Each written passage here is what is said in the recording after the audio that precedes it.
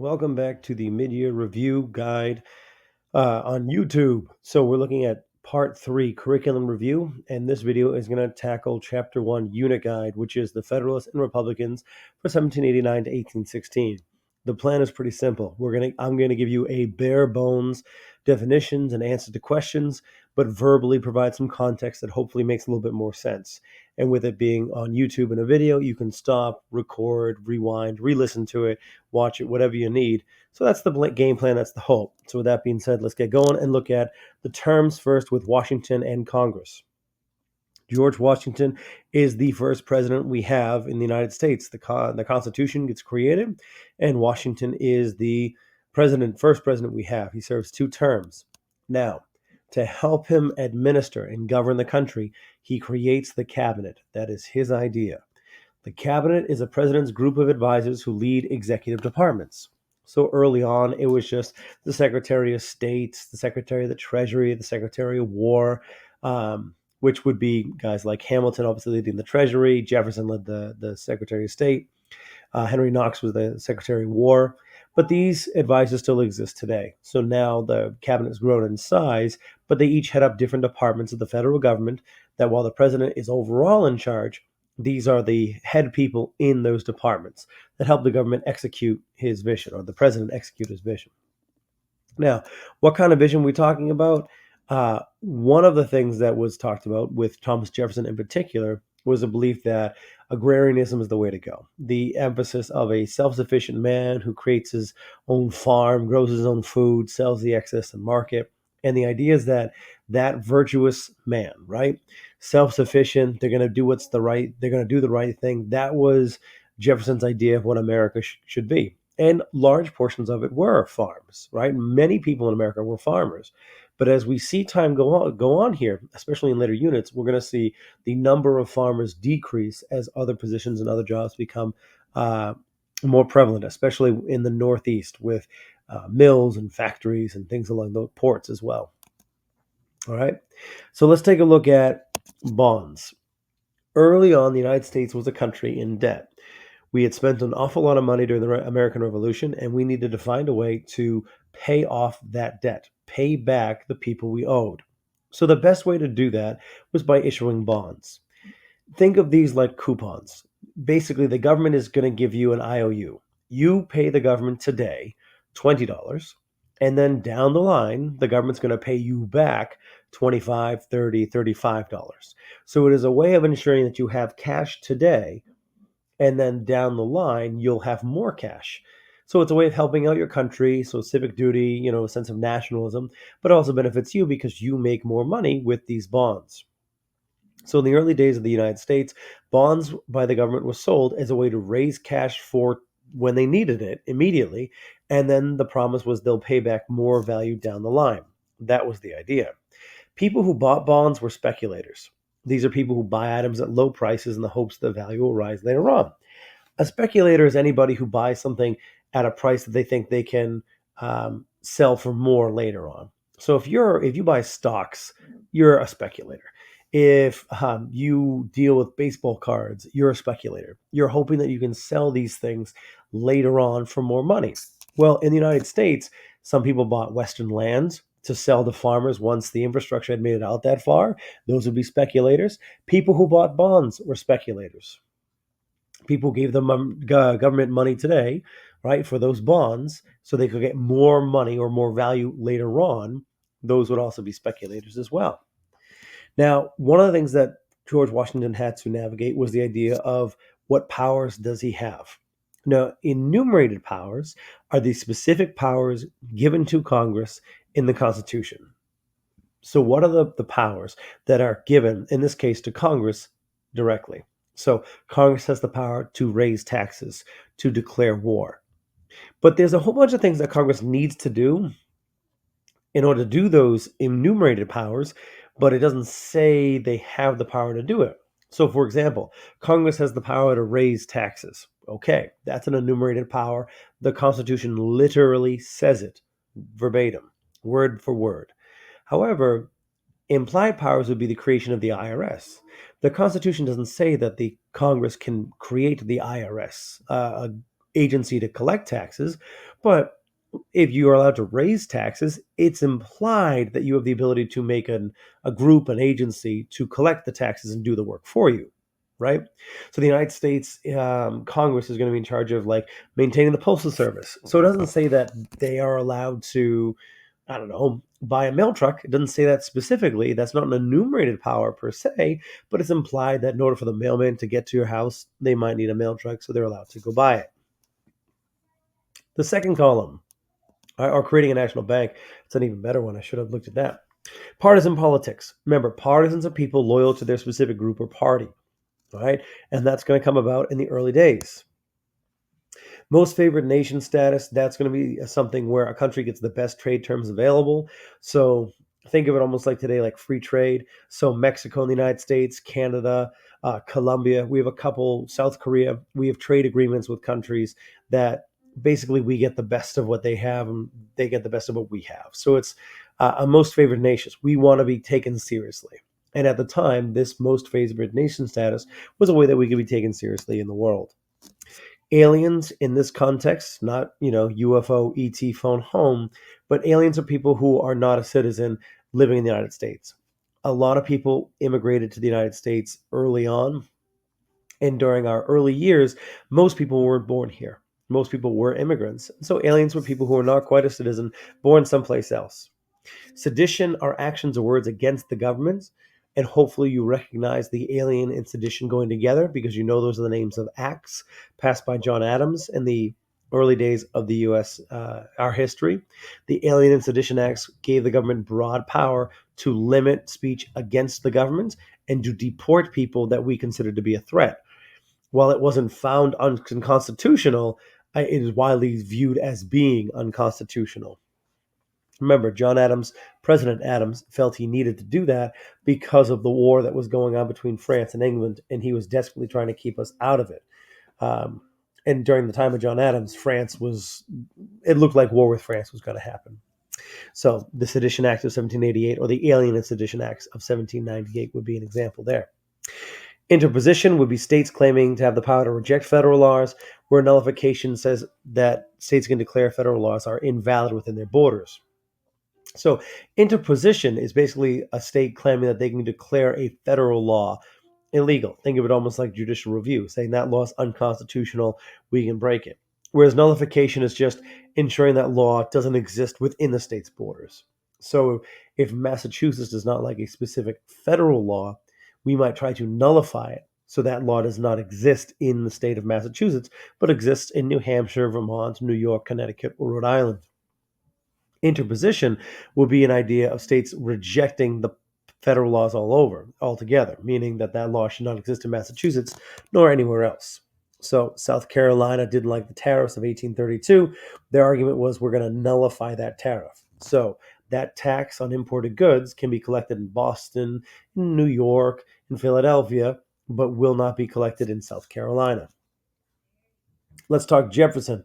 A little bit short, much shorter list, I should say. With Jefferson in office, the two big things we have to know, and again, keep in mind too that the previous vocabulary terms still apply to Jefferson in many cases, right? Nullification was still ongoing. The Alien Sedition Acts were still in the books when Jefferson was in office. Jefferson had a cabinet, just like Washington and Adams had a cabinet. We just didn't make you redo those terms because you've already done them once. So Jefferson in office, the big thing with him is going to be the Supreme Court's power to determine if laws are unconstitutional. This is established in Jefferson's presidency under Marbury versus Madison. Remember, John Adams, one-term president, he's leaving. He goes to appoint a bunch of federal judges that are his buddies, Federalists. Jefferson comes in the next morning. He says, no, I don't want these guys to be judges. They're not my guys. I want my partisans. I want my Democratic Republican judges to be in office. And so they don't deliver the appointments. The case goes all the way to the Supreme Court because Marbury, one of the would-be judges, was like, "Hey, Adams signed it. I should be president. That's the way it works." Or not president. I should be a judge. That's how it works. And so the Supreme Court ultimately established the principle of judicial review. All right, the Supreme Court said, yes, Marbury is correct. However, they're going to rule in favor of Madison because the law Marbury had based his argument on was unconstitutional. So the big deal here is it was a check on the executive branch. It's the Supreme Court having power over the executive, just like the executive has power over the Supreme Court because the executive gets to pick what justices are on the bench. One of the things Jefferson also tries to do when he's in office is to stop a war between the United States and England and or France. And one of the issues is the matter of trade. The United States is trading consistently with England and France, or trying to, and our ships are getting seized, our cargo is getting seized. Britain is taking some of our sailors. So if the trading with these countries is causing the issues and is potentially leading us to war, you just ban trade. So ships were not allowed to trade with England or France. And at the time, France owned most of the European continent. So you're talking about an economic disaster here because trade was non existent. You have all these ports with all these ships with nowhere to go. So the embargo is a ban on trade with the countries, and Jefferson committed the Embargo Act in 1807 as a way to try and keep us out of war with England or France. And while it did keep us out of war momentarily, it also destroyed our economy at the time. So probably not a great model to follow. And then finally, the War of 1812. This is going to be the war that finally breaks out between America and Great Britain. Keep in mind that we have been caught up in this war between France and Great Britain really ever since Washington's time. Britain and France have been fighting for decades at this point, and while the U.S. has been trying to stay out of it with the Alien Sedition Act, stay out of it with the Embargo Act, by the time we get to 1812, we ended up getting drawn into it. And one of the results is going to be an increase in nationalism, which is strong pride and support for your country. So the Star Spangled Banner gets written by Francis Scott Key, who sees the bombardment at Fort McHenry and then writes the words for the Star Spangled Banner, and that's the national anthem that we have today. So an example of nationalism. All right, so let's take a look down here and take a look at the learning objectives by section. So we're going to take a look at section 1. Question number 1, under section 1, explain the differences between enumerated and implied powers. Well, we said before, enumerated powers are specific powers given to Congress in the Constitution, meaning the Constitution says Congress can do this. Implied powers are ones that are suggested but not directly stated. So, Congress had passed a law banning TikTok. There's no mention of TikTok. There's nothing that says that Congress can do that in the Constitution, but it is implied because an enumerated power says Congress can regulate commerce or trade between states and the United States and other countries. TikTok is a business. They do trade. As a result, the implied power is that Congress has the ability to regulate TikTok. And that's why that whole thing comes up. So implied powers are not specifically stated, but are implied. I'll give you one more example. And enumerated power, your folks decide to leave and you're left home alone, and they tell you can make dinner for yourself. They didn't say you could use the stove, but it's implied you can use the stove because, well, you're making dinner for yourself. That's the idea. What challenges did the United States face in organizing its new financial system? Well, we had a lot of financial challenges. One was we tried to create a national bank, we had to pay the Revolutionary War debts, and we had to set up a tax system. So the big things here with the United States is that early on, we have a lot of debt and we need to find a way to pay it off. We owe other countries like France money. We owe our revolutionary soldiers money. The individual state debts had been brought together to create one national debt, which, while it keeps this country together, it is a gigantic bill that we need to pay. So to do this, to organize it, we do create a national bank, a Bank of the United States. It is not Bank of America today, but it is a bank that the U.S. government is going to back, and it will be used to organize and start paying off our debts. The tax system as well. I mean, matter of who's going to pay how much, that kind of stuff. What defines the two emerging political parties at this time? The two political parties you want to be aware of are the Federalists and the Democratic Republicans. The Federalists are Hamilton, John Adams, George Washington, Supreme Court Justice, Chief Justice John Marshall. They liked trade, they liked industry, they wanted a strong federal government, whereas the Democratic Republicans were more decentralize the power, have the states have power. They liked the idea of small farmers as being like the main citizens. They were very suspicious of concentrated centralized authority, so they wanted to give the states more and more power. So those were the two initial political parties. Don't forget as well, Federalists liked the idea of a national bank. They liked the idea of a national debt because that ensured more trade, right? Whereas the Democratic Republicans, they didn't like that. The whole banking financial system, they were very suspicious of. Hence, they wanted people to focus on farmers, you know, grow food for yourself, support yourself, and trade with your fellow farmers. Let's take a look at Section 2. Section 2. How are interposition and nullification different? Interposition, states can protect citizens from federal laws, whereas nullification, they can cancel the laws they disagree with. So that's going to be the big difference between those two items. The idea with interposition is that the states are trying to put themselves in between the federal law and their people. That's the idea behind interposition, right? So the state is trying to shield the citizens from a federal law. Nullification means that the states can cancel the federal laws that they disagree with. So, for example, Massachusetts allows recreational use of marijuana. The federal government does not. If Massachusetts said we're going to nullify the federal law, if we refuse to obey the federal drug laws, that could be an example of nullification. Now, ironically, we haven't said we can nullify the law, but we've passed our own law that is in contradiction to the federal law. So sooner or later, the Supreme Court is going to take up this case, or the federal government is going to change their standards, or the federal government is going to make us, the Massachusetts and Vermont and other states, change their standards. So just be aware of the differences there. Nullification is a really important one, so focus on that one. How did the Washington negotiate problems with foreign countries? A couple different things, right? One, he tried to stay neutral between the war with Britain and France, and he was largely successful in that regard, though it was difficult. He made peace with Britain through Jay's Treaty. Jay's Treaty more or less resolved some of the unanswered questions when it comes to the Revolutionary War. Revolutionary War gave us an awful lot of land, but there were forts on American territory that the British still held on to. There's the question of Native Americans being supplied with weapons by the British, which was a concern for the United States. So the American Revolution kicked Britain out. Jay's Treaty made them recognize us more as an equal, and that's what Jay's Treaty does. Meanwhile, Pinckney's Treaty is going to resolve the disputed border that the United States has with Florida. So it's going to draw that line that you actually recognize now, that border with Florida that we have in the South. That's Pinckney's Treaty. So by being able to negotiate, resolve these differences, the United States is growing in status because we're being taken seriously as a real country, as a legitimate country, and not just some backwater that no one pays attention to and everyone's going to largely ignore. What disagreements characterize the first political parties in the United States? Well, we know the Federalists and the Democratic Republicans are the first big issues, the first two political parties. The things that really caused them to disagree was the level of power at the state and federal government levels.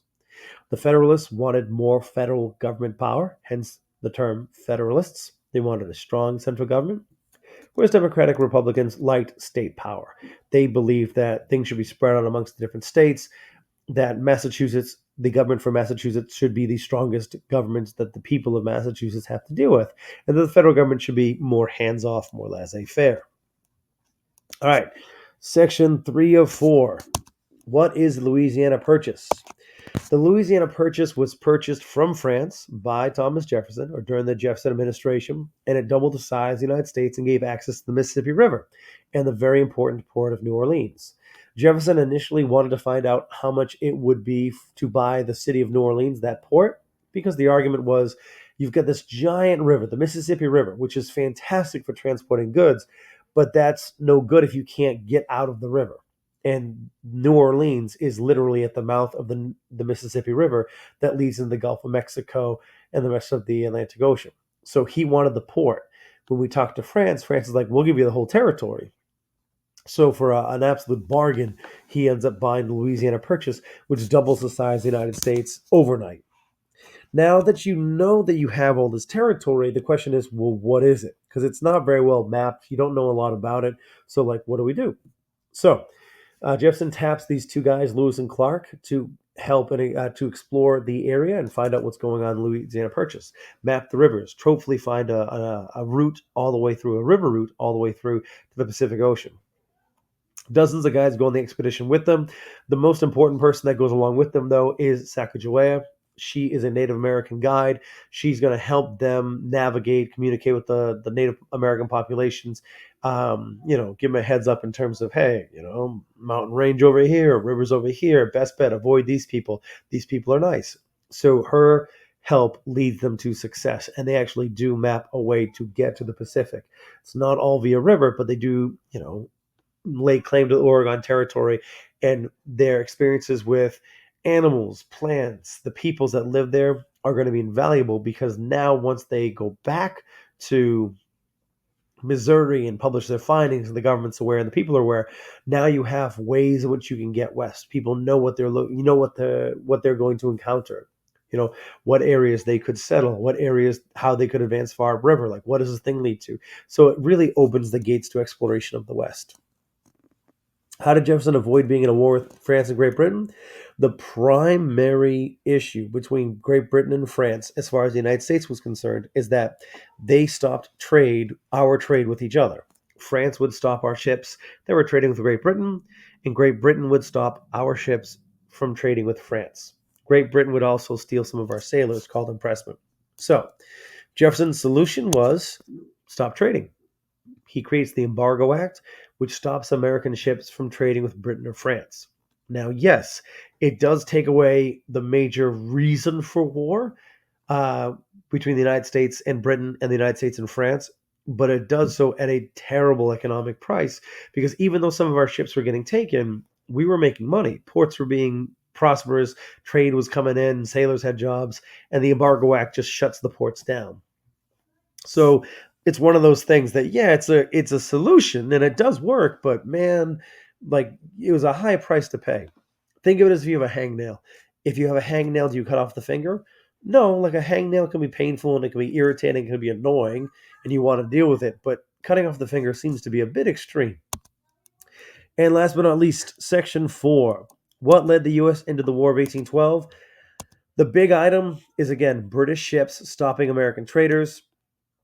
So our ships would be seized by the British. They would go on and take American sailors and force them to join the British Navy. It is true. Some British sailors were on American ships because we paid better. Our discipline was better, meaning you weren't beat as often. So better working conditions.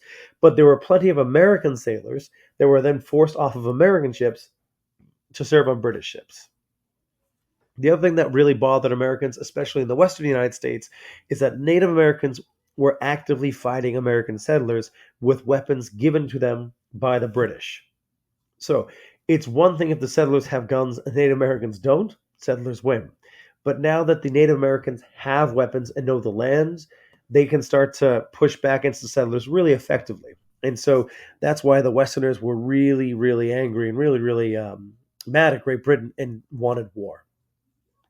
Was the decision to go to war popular amongst Americans? Well, it depends. If you're in New England, no. New England did not want to go to war with Britain. We didn't like that idea. We are close to Canada, New England, and so we were worried about Canadian invasion. So we were worried about the war really coming to us here. We were good trading partners with England. We were making money via trading with England. And the Embargo Act was it hit our economy the hardest. And then you add to that going to war with your biggest customer, it made no financial sense. The Northeast, the New England states, they were mostly Federalists. They liked the British model. They felt close to the British model. They appreciated the British. They felt a closeness to the British. And so they were against the war. Not to mention all those things that really were frustrating. Like British impressment, yeah, it was bothersome, but it affected a small population. All right, the Native Americans that were fighting settlers in the West, well, there weren't that many Native Americans around here, so that wasn't a concern that we really had. That was more for like Ohio. So that's why the Western and Southern states are really going to support the war.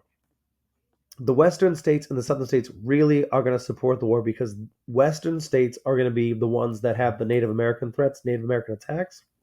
Southern states are also going to be supportive of the war because they want to trade their cotton with whoever they can. They want to trade their products with whoever they can. As far as New England goes, a lot of our stuff we can make it ourselves, and that kind of means the South will have to buy from us and we'll make money. But the South wanted they want to sell their goods, they want to buy cheap goods overseas, and the War of 1812 would prevent that from happening. What was the effects? What were the effects of the Battle of New Orleans? A couple of big things here. Number one, it made Andrew Jackson a household name. Andrew Jackson will go on to become president. One of, if not the reason he was able to become president later on was the name recognition. He was an American hero. He was the guy at New Orleans who defended that city from a British invasion. All right. So he becomes the hero. He is the guy. So Andrew Jackson becomes a national icon. It's going to greatly increase American pride. It's going to show the Revolutionary War wasn't just a fluke, wasn't a one-off, that we can go toe-to-toe with these other countries and hold our own. And then finally, it creates a sense of nationalism. People, which is kind of go hand in hand with American pride, it's this concept of we are Americans, we have an identity, we have a right to be here, we have a right to exist. And the War of 1812 and the Battle of New Orleans really kind of imbues us with that. So it really ties the country together. Where prior to that, we're just an amalgamation of different states. The War of 1812 really helps tie us together with the sense of, no, we're an American. And that's what that means. So, what we have gone over, what we have just reviewed here, is Chapter 1 Unit Guide, Federalists and Republicans. We've defined all the terms, and we've gone over every single question that is there. These are the bare bones responses if you just wrote down what is on the screen, but it'll help you. Hopefully, the context I provided gives you some level of assistance there. Remember, all of this stuff is on the test in some way, shape, or form. It could be a multiple choice question. It could be the wrong option for a multiple choice question. But if you're familiar enough with it, you're going to be just fine. If you can identify, if I asked you what were the effects of the Battle of New Orleans and give you a multiple choice option and you would have picked the Andrew Jackson with a hero, then you'll be just fine. So if you don't worry if you can't come up with it off the top of your head. So with that being said, that will end this Chapter 1 review video. Chapter 2, 3, 4, and 5 will all be posted a little bit later and should be accessible in the same place that you got this one.